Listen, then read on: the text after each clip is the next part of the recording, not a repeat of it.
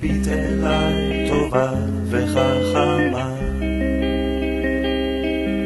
כמו בבין השאר הביתה מן הדרך, תחבק אותי אליה בנשימה חמה.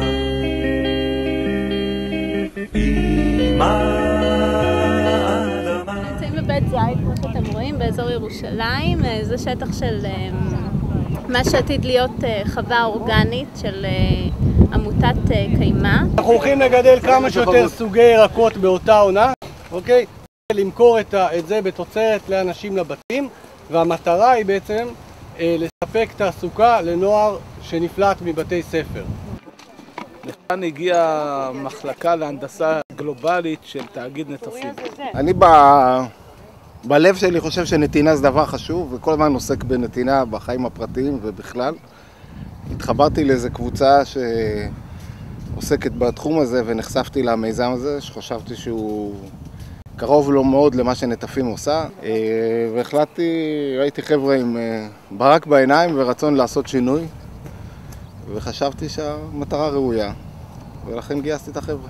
כאשר מנהל מחלקה מרגיש מחויב ערכית לעשייה למען הקהילה, הוא סוחב את כל המחלקה שלו לפעילות מדהימה כמו שאנחנו רואים כאן היום. כשקבעו את היום הזה שמתי לב שהוא על יום השואה, ואז התלבטתי מאוד האם זה ראוי לעשות כזה דבר ביום השואה. ואז חשבתי שאין ראוי מזה.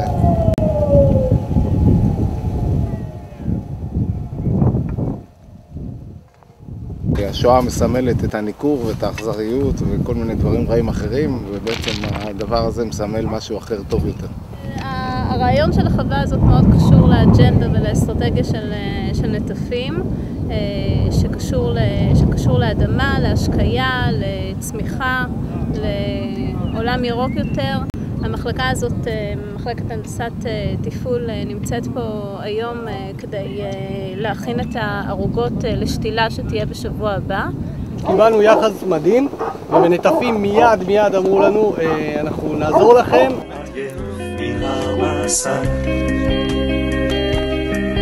אל תפחד, אני חובשת את צעדיך,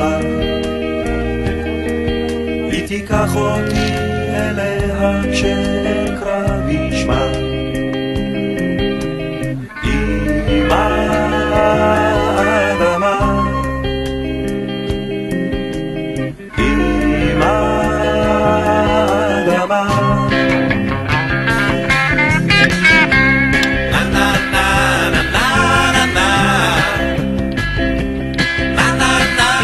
אני מאוד שמחה לצאת מהמשרד ובכלל לתרום. אני חושבת שזה משחרר ומוסיף מאוד לאווירה, ושכולם עובדים ביחד, ואני חושבת שזה מוסיף ותורם לראות הרבה צדדים של האנשים מעבר לעבודה, וזה מבורך, ורק להתנדב. כל הכבוד.